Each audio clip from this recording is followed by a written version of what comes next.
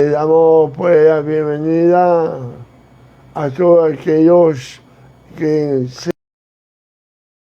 están conectando por Instagram también, ¿verdad? Aunque estos estudios no, los tres últimos, o mejor dicho, los tres últimos, primero nos han grabado, este es el cuarto, pero bueno, lo importante es comenzar, que todo esté grabado en el canal de YouTube y también en Instagram. Bueno, decíamos que la semana pasada hablábamos inicialmente del capítulo 2 del libro de Gálatas, versículo 11 al 14, donde se relata el incidente de Pablo con Pedro.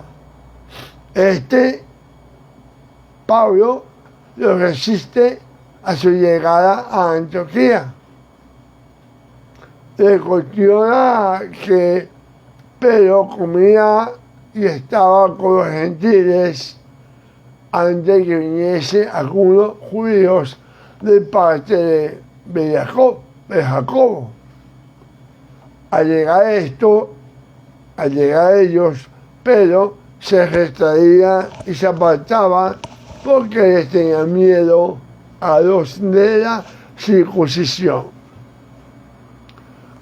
Por cierto, el estudio de hoy se llama las obras de la ley. Pedro fue víctima de un acto de hipocresía.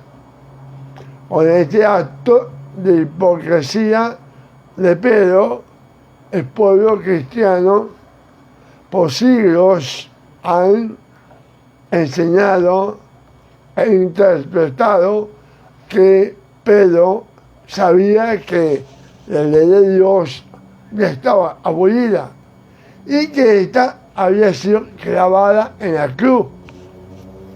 Por lo tanto, que Pedro estaba sentado pues comiendo con los gentiles, dándose un festín, comiendo de todos los alimentos, incluso alimentos inmundos, prohibidos, cerdo, marisco, en fin, todo animal inmundo, pues ya que Dios ya había limpiado todos los alimentos y abrogado las leyes de estética de Levítico de Vallecra, capítulo 11. Y ahora nadie estaba bajo la ley, sino bajo la gracia. Esto pues es lo que enseña hasta ahorita el cristianismo. Cabe la pregunta siguiente: ¿y de dónde obtuvieron ellos estas conclusiones? ¿De dónde salieron estas conclusiones? Realmente pues sale de una lectura superficial y fuera del contexto de Hechos capítulo 10. El relato de Pedro y Cornelio y aquel famoso lienzo que descendía del cielo, en la cual había de todos los cuadrúpedos, reptiles y aves del cielo. Y así pues desarrollamos el estudio de la semana pasada. Hoy vamos a dar comienzo a esta cuarta clase a partir del versículo 15 al 21 del capítulo 2 de Gálatas. Dice, capítulo 15, versículo 15: nosotros, judíos de nacimiento, y no pecadores, de entre los gentiles, sabiendo que el hombre no es justificado por las obras de la ley, sino por la fe en Yeshua HaMashiach. Nosotros también hemos creído en Yeshua HaMashiach para ser justificados por la fe del Mesías y no por las obras de la ley, por cuanto por la obra de la ley nadie será justificado. Y si buscando ser justificado en el Mesías, también nosotros somos hallados pecadores. Y por eso, Mesías, ministro de pecado, en ninguna manera. Porque si las cosas que destruir, la misma vuelvo a edificar, transgresor me hago. Porque yo, por la ley, soy muerto para la ley, a fin de vivir para Dios. Con el Mesías estoy justamente crucificado. Y ya no vivo yo, mas vive el Mesías en mí. Y lo que ahora vivo en la carne, lo vivo en la fe del Hijo de Dios, el cual me amó y se entregó a sí mismo por mí.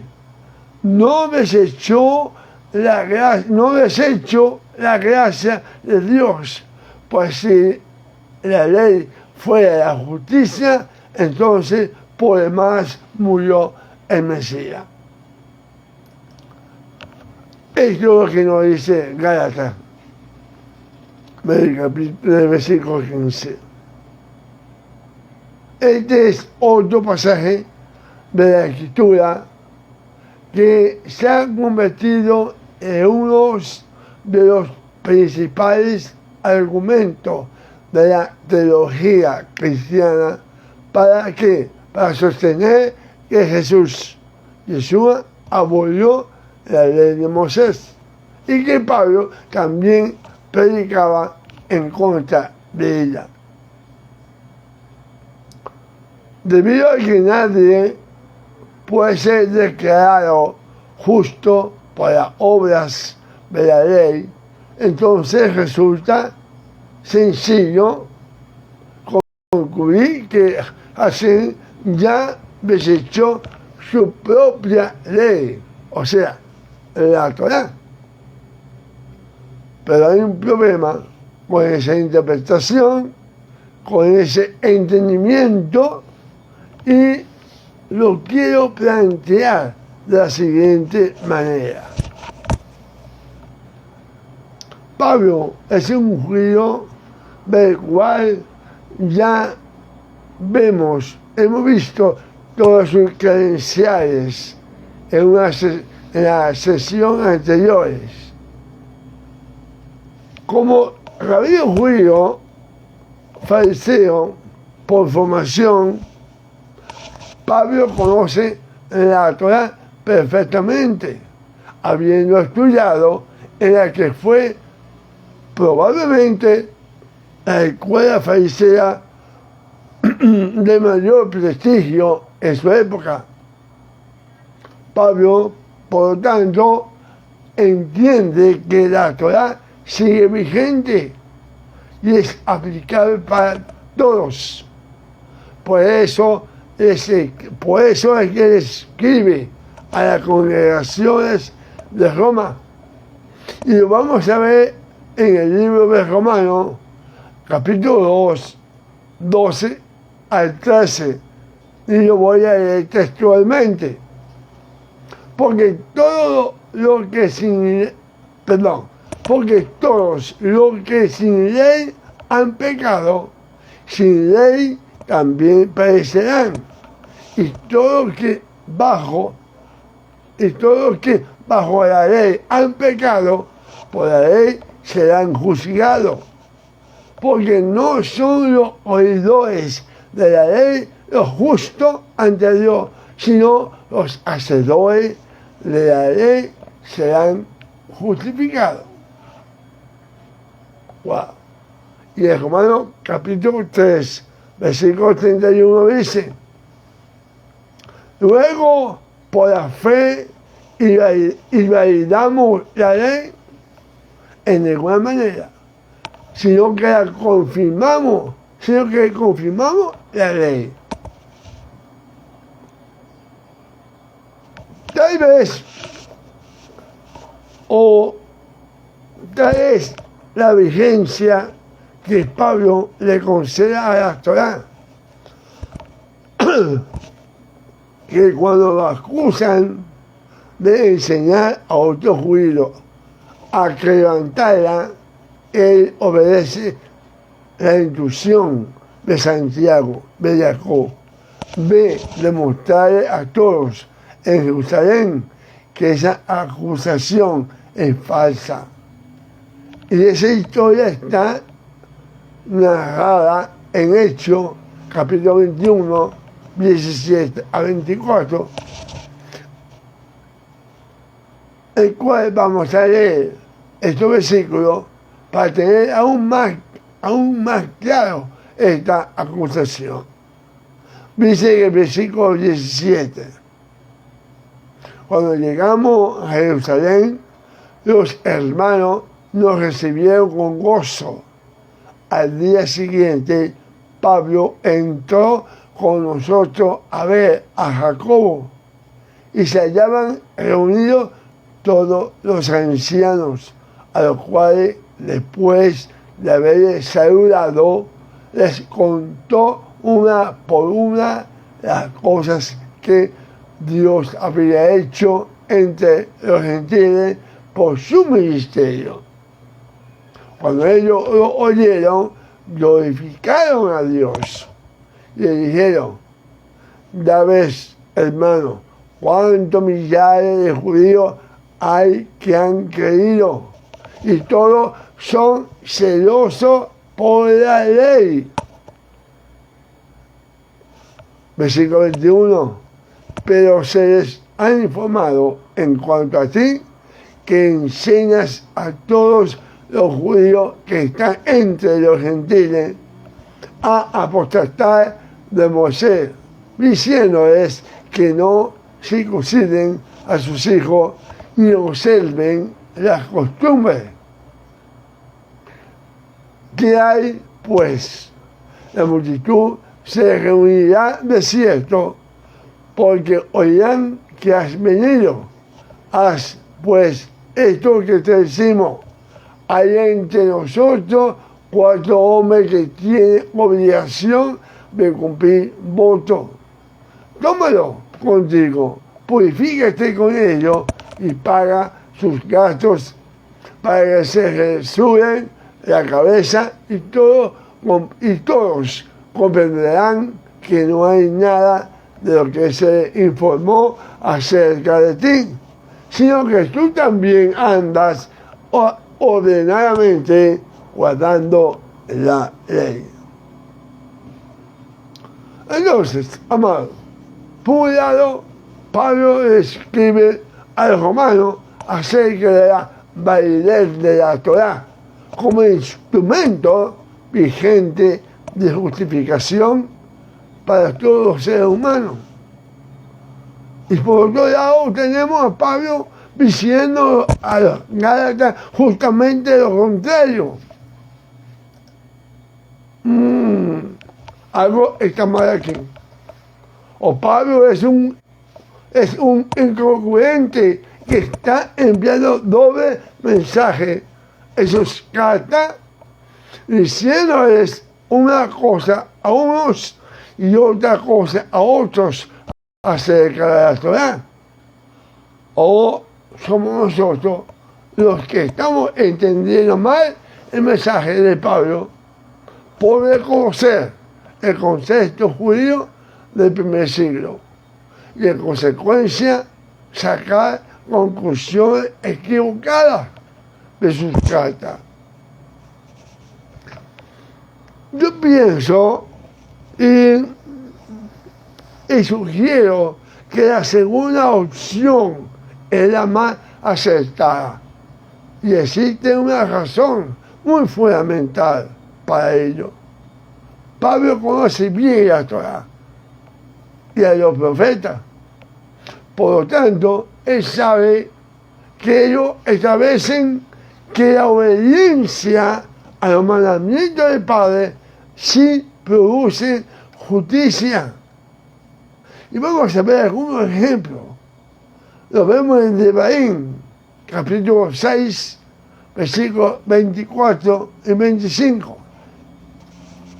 Vamos a leer textualmente. Y nos mandó a Adonai que cumplamos todos los estatutos y que temamos a Adonai nuestro Dios, para que nos vaya bien en todo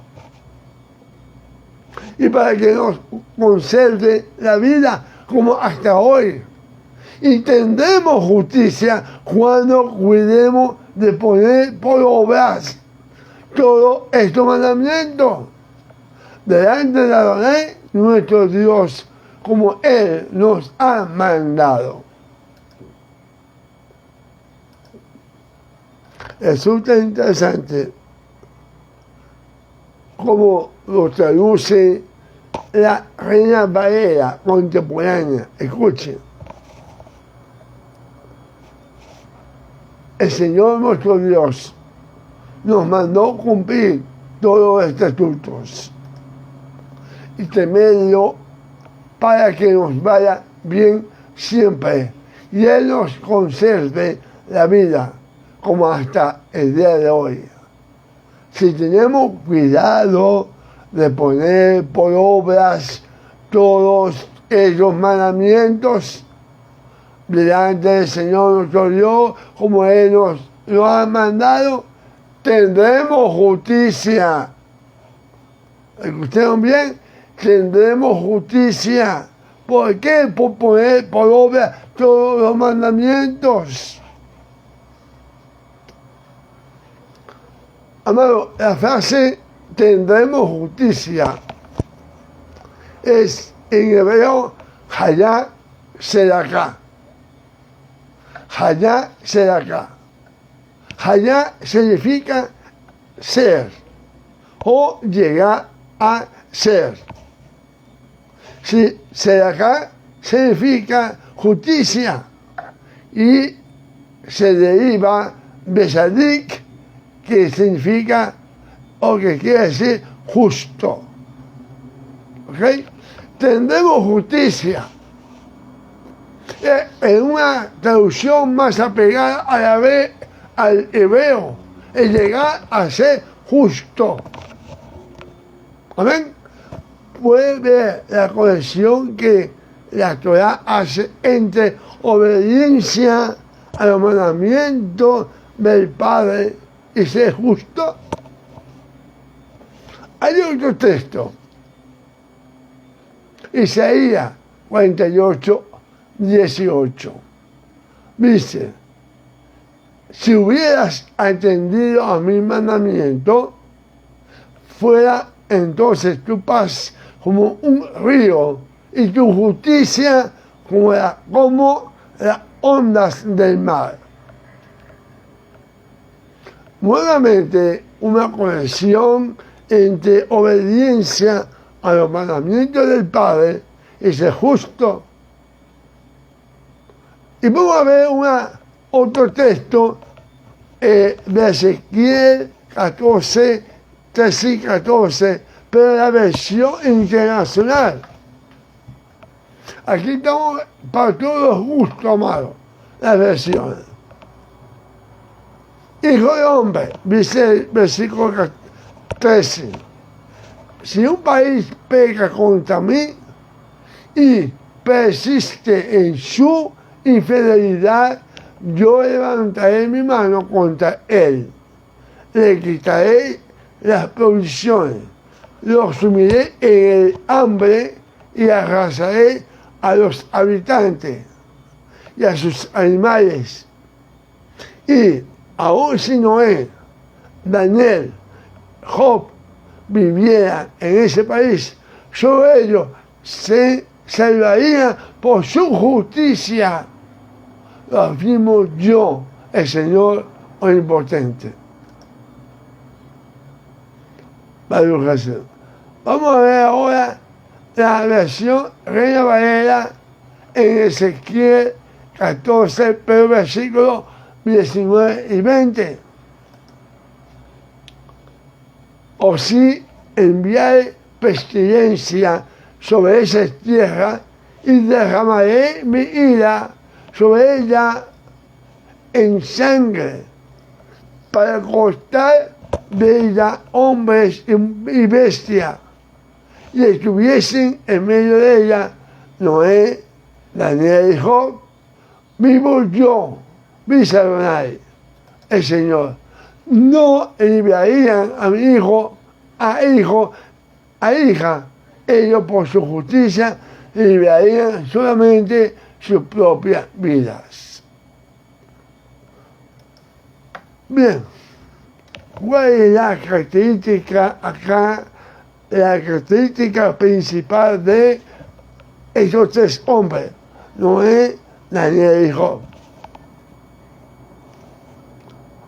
que fueron obedientes de manera ejemplar e intachable a los mandamientos del Señor, de nuestro Padre Celestial. Job era intachable en sus acciones a tal grado que Hashem se lo presume al diablo. Presumió de Job delante del diablo. Noé fue obediente a construir el arca, aun cuando era prácticamente imposible que pasara lo que Adonai le había dicho. Sin embargo, fue obediente en una tierra que nunca había llovido y fiel. Por obediencia, él hizo el arca. Y Daniel fue fiel a los mandamientos del Eterno, y a causa de ello pasó por las más terribles dificultades, y ni así se retrasó, ni así renegó nada contra el Señor. ¿Y qué podemos decir del Salmo 119?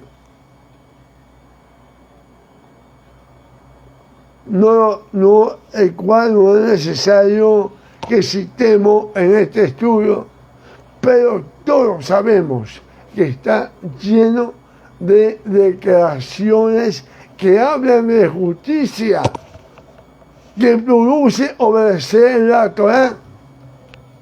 Por ejemplo, veamos los dos primeros versículos, los dos primeros pasuquín. Dice, cuán felices son los de conducta intachable, los que andan en la ley de Yud-Heh-Vah-Heh, bendito sea.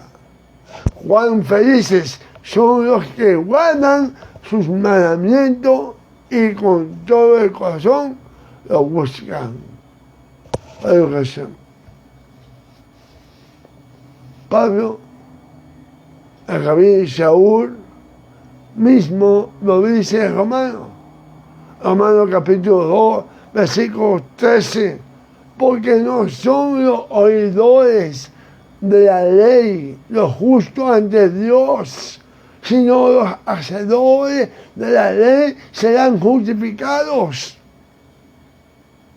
Incluso el mismo Jacob, Santiago, va más allá, diciendo lo siguiente, en el versículo del capítulo 2, versículo 21, no fue justificado por las obras Abraham, nuestro padre, cuando ofreció a su hijo Isaac sobre el altar. ¿No ves que la fe actuó juntamente con sus obras y que la fe se perfeccionó por las obras. Versículo 23, y se cumplió la escritura que dice, Abraham creyó a Dios. ¿Y qué pasó? Le fue contado por justicia y fue llamado amigo de Dios. Vosotros veis, pues, que el hombre es justificado por las obras y no solamente por la fe. ¿Cuál fue la obra que según Santiago justificó a Abraham? Obedeció la Torah, obedeció la instrucción de la Torah del Eterno, de ofrecer a Isaac sobre el altar. Entonces, ¿de qué obra está hablando aquí Santiago? De la obediencia a un mandamiento divino. No sé que está hablando de la obra, de la obediencia a un mandamiento divino. Jacob, Santiago, quien también era judío, escribe en el marco del pensamiento judío del primer siglo, como el de Yeshua, como el de Pablo, de Saúl, como el de Kefa, Pedro, consecuente con el concepto de fe en las Escrituras, que era sinónimo de obediencia a la voluntad de Hashem, expresada en sus mandamientos.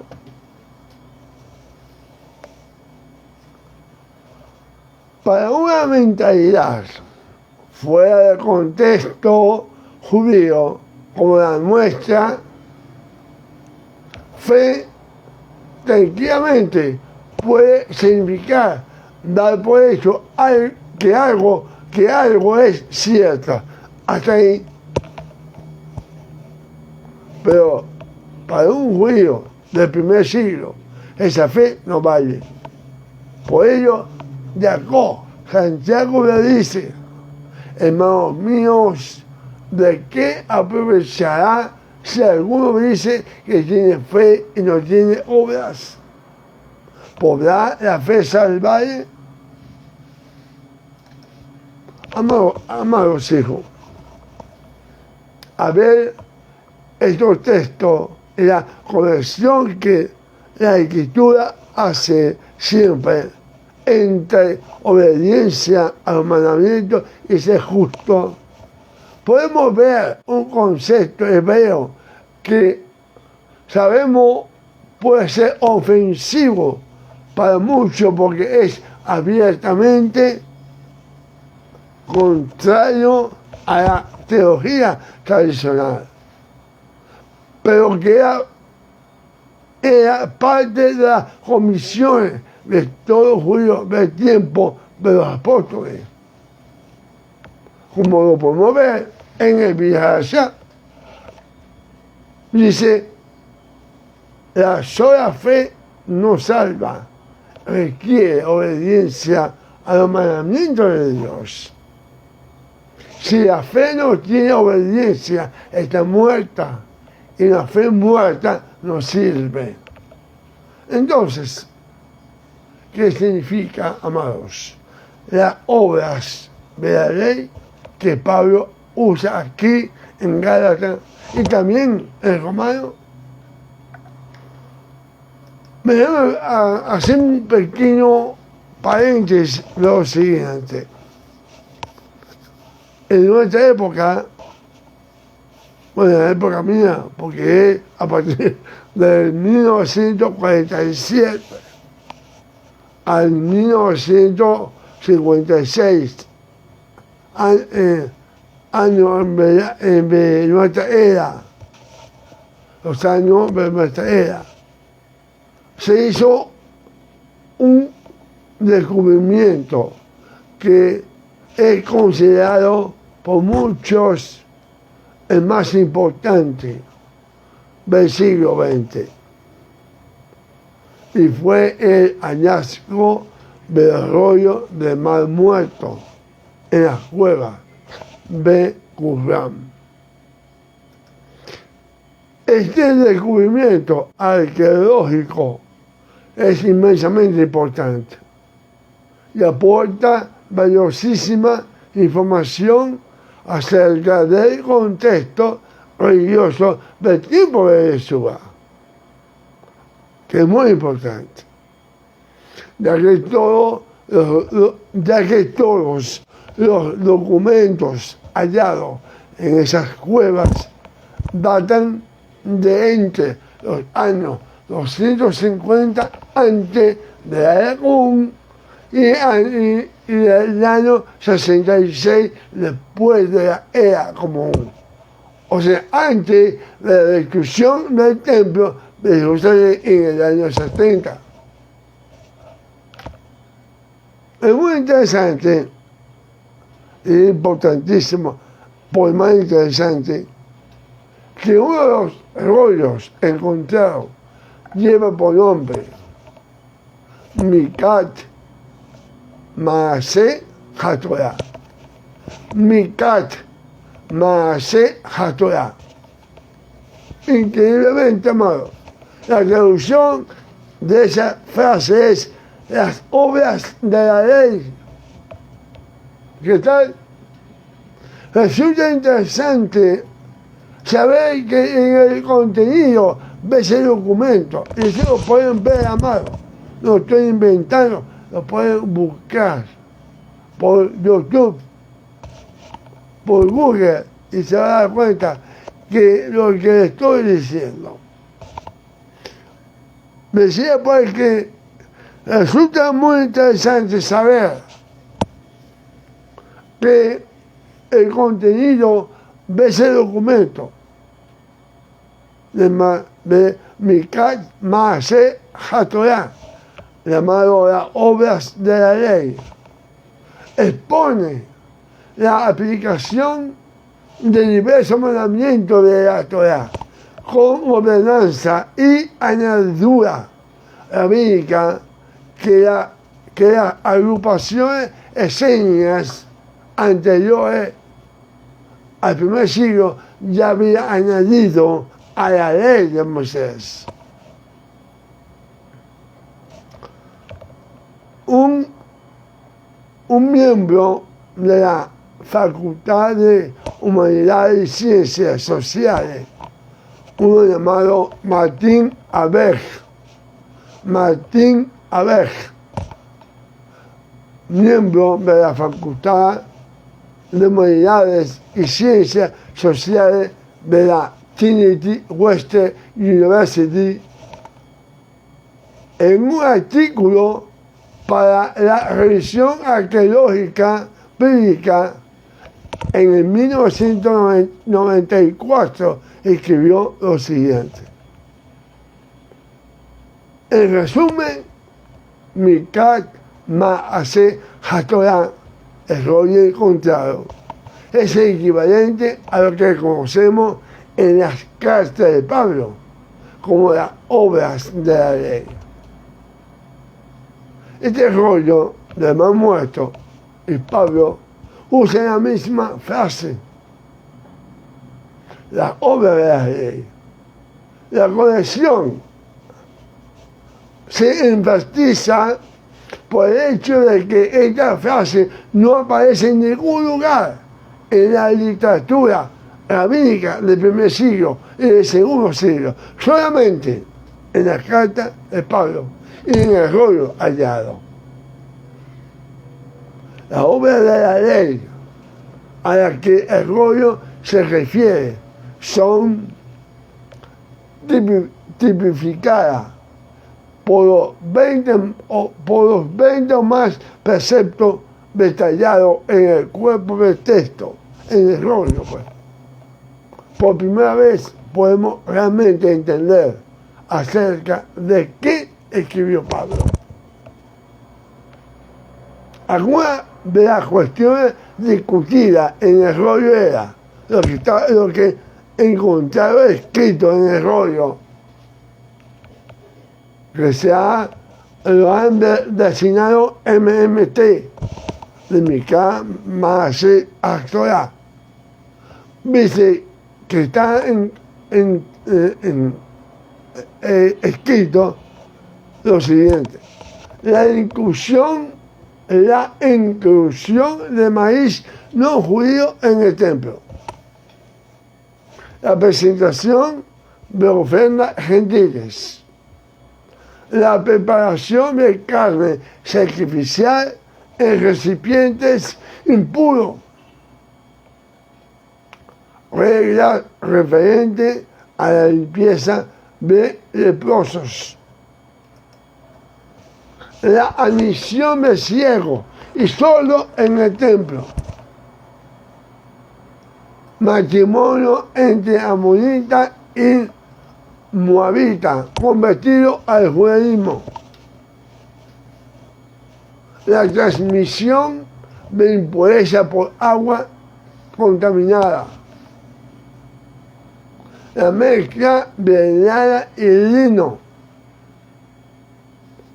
no hará con animales de diferentes razas, el matrimonio entre miembros de familias sacerdotales y gente común.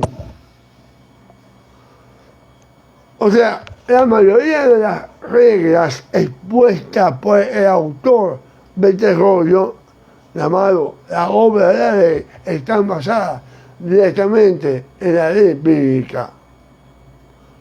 Otras son interpretaciones y amplificaciones de prescripciones mosaicas. La lista claramente refleja una reacción en contra de relajar los preceptos de la Torah y hacerlos más difíciles. Si miramos a Gálatas y Romanos a la luz de las obras de la ley, parece claro que Pablo está usando la misma terminología para refutar dicha teología. No estoy sugiriendo, diciendo que Pablo conocía este documento. No. A los miembros de la comunidad del Corán tampoco. Lo que digo es que Pablo sí reaccionó contra el tipo de teología contenida en las obras de la ley, lo que estaba escrito en este rollo. La secta del Qumran despreciaba la extensión rabínica del Talmud, las cuales eran como una cerca alrededor de la Torah, como capas codificadas en los escritos rabínicos de la Mishnah y de los dos Talmud. Qumran, según el comentarista, era la única comunidad bíblica de la época. La única comunidad que se apegaba a la palabra de Dios.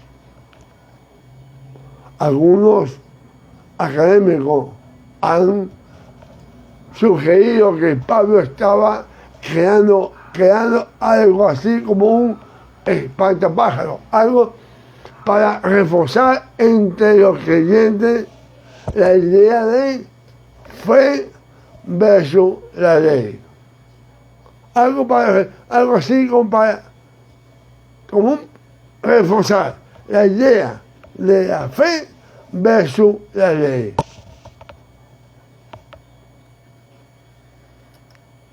En el pasado esta perspectiva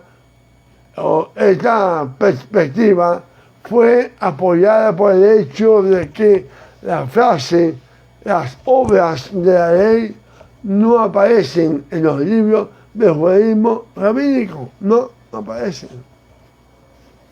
Pero ahora las obras de la ley, los rollos del Corán, proveen la evidencia que los estudiantes han buscado por generaciones encontrada en la enseñanza del Corán.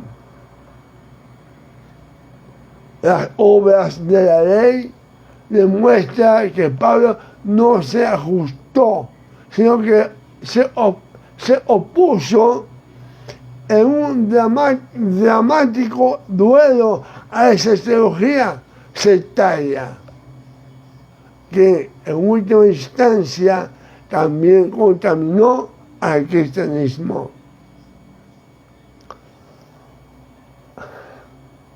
La conocida empresa televisiva católica, por cable lo pueden ver, llamada EWTN, en uno de sus artículos cita a un académico de nombre James Akin, que dice lo siguiente acerca de este documento. Dice lo siguiente: la traducción de la obra de la ley es confirmada por la evidencia arqueológica léxica, porque aparece en los rollos del Mar Muerto, que son los escritos de la comunidad de Qumran en el Israel del primer siglo.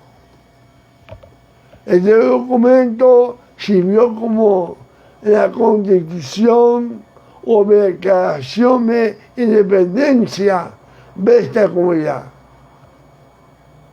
El documento, cuyo nombre también se traduce a algunas pertinentes obras de la ley, está enfocado en ciertas disputas sobre interpretaciones de regulaciones mosaicas y revela una enorme preocupación de parte de los hijos del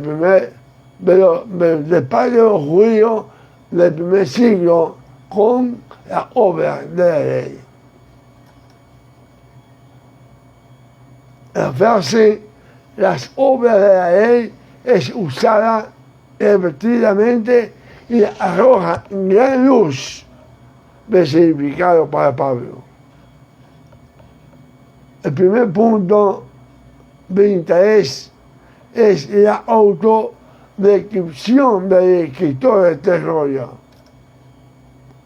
que dice: nos hemos separado de la multitud del pueblo y de toda su impureza. Está claro por el contexto, especialmente cuando se toma en conjunto con la segunda parte de Micat Masé Astorá, nombre técnico conocido como MMT, es el nombre técnico del rollo, que la separación de este grupo de Qumran fue motivada por cuestiones de pureza. La implicación es clara, que estos judíos eran llamados separatistas, porque trataron de separarse incluso del resto de Israel. De nuevo con una nueva clara implicación de que la motivación estaba basada en reglas de pureza e interpretaciones de la Torah, que no estamos de acuerdo con las reglas de pureza y de las interpretaciones de la Torah. No menos interesante aquí es la evidencia de que el autor de MMT evoca lo que fuentes posteriores indican haber sido una halajá saducea y que sus oponentes sonaban más como fariseos. Sin embargo, el énfasis expresado aquí es claramente una actitud sectaria.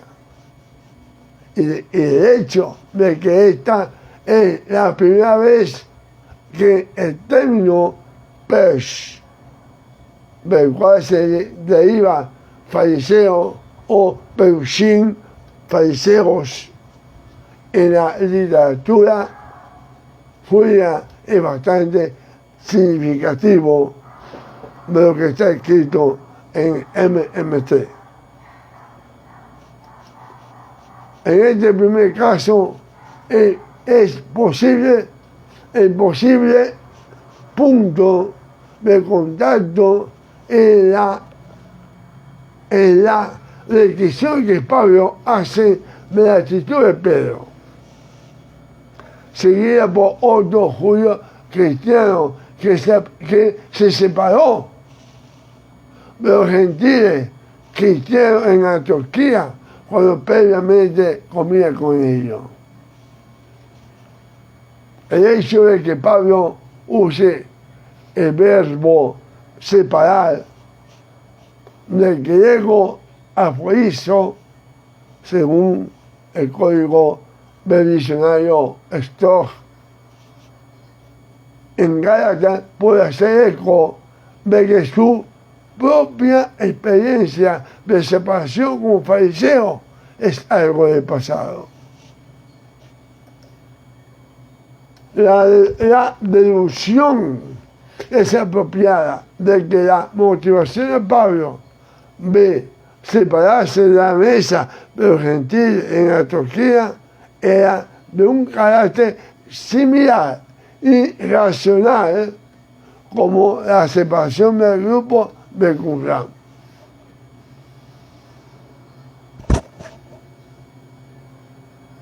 Cualquiera que desea, amado, indagar más y hacer investigación sobre este asunto podrá confirmar que estas obras de la ley que Pablo menciona en Gálatas 2 no son la ley de Moisés, no, sino una expresión idiomática dentro del contexto judío del primer siglo que hacía referencia a interpretaciones, regulaciones y jurisprudencias que distintos grupos dentro del judaísmo hacían a la Torá. Un comentarista llamado David Rogers, en su comentario sobre Gálatas, dice lo siguiente: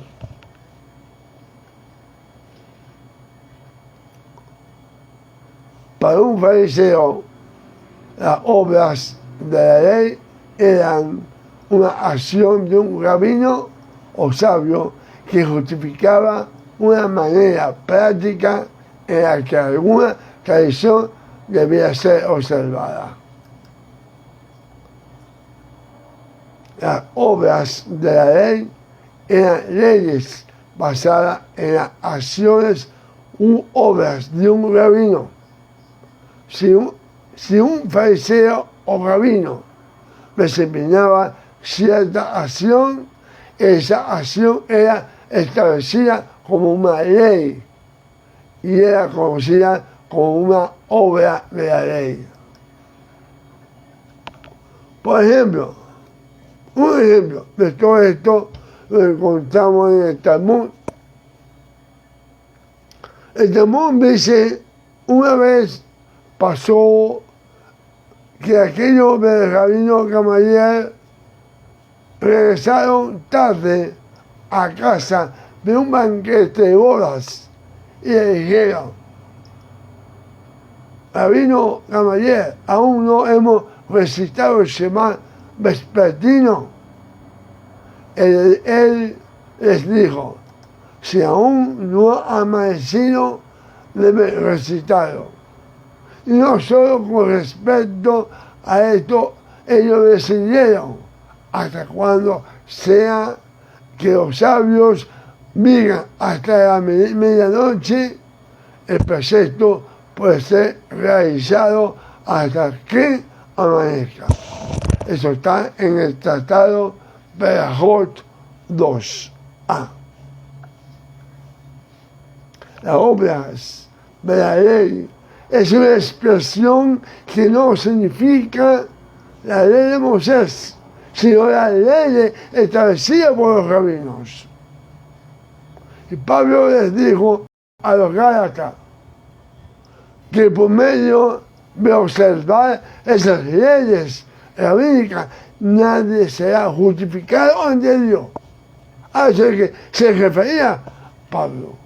Esa justificación se obtiene solamente por la fe del Mesías. ¿Y qué significa eso? Anteriormente establecimos cuál era el concepto de fe dentro del contexto y época de Yeshua. Y los apóstoles obedecían al mandamiento de Dios. Por lo tanto, amado, ¿qué cree que significa la fe del Mesías? Obedecía al mandamiento del Mesías, seguir sus palabras e imitarlo en sus acciones. ¿Y qué fue lo que dijo el Mesías? En Mateo 5, 17 al 19, dijo, no pensé, ya con esto finalizo, amado, no pensé que he venido para abrogar la ley o los profetas. No he venido para abrogar, sino para cumplir. Porque de cierto os digo que hasta que pasen el cielo y la tierra, ni una jota, ni una tilde pasará de la ley hasta que todo se haya cumplido. De manera que cualquiera que quebrante uno de estos mandamientos muy pequeño y así lo enseñe al hombre, un pequeño será llamado en el reino de los cielos. Mas cualquiera que lo haga, lo enseñe, será llamado grande en el reino de los cielos.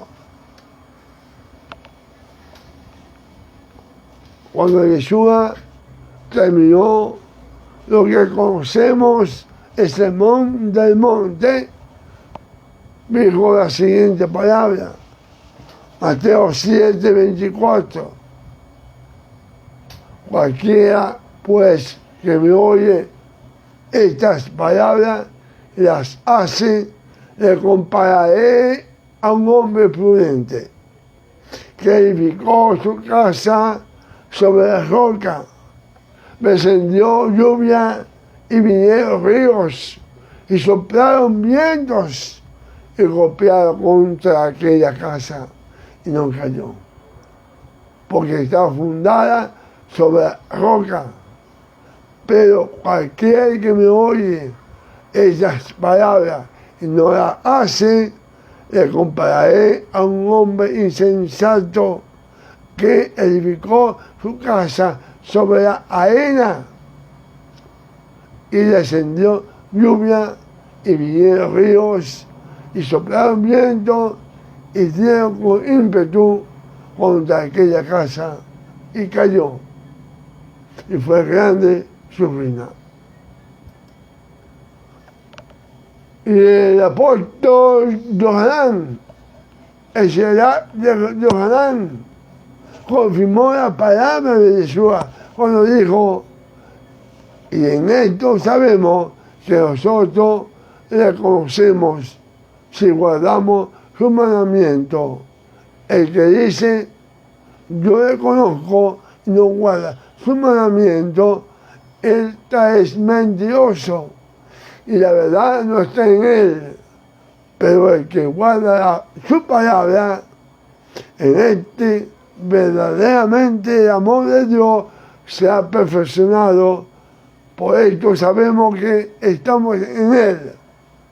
El que dice que pertenece a Él debe andar como Él anduvo. Amados hijos, como judíos creyentes en el Mesías, cuando defendemos celosamente la verdad de que nadie se justifica por las obras de la ley, sino por la fe, es importante comprender qué estaba diciendo Pablo cuando escribió eso, para poder estar completamente alineado con sus pensamientos. Baruch Hashem, amados, este es el final, y bueno, para la próxima clase, la quinta clase, lección, será llamada Gálatas, insensato, pasará en el capítulo 3, versículo 1 al 5. Muy bien, amado. Entonces, me voy a despedir de Instagram. Entonces, soy el rabino Jacob Nemer de la congregación Bellaco, aquí en Caracas, Venezuela. Shalom, amados. Y nos vemos el próximo jueves. Y denle like y suscríbase y haga su comentario, amado. Bendiciones.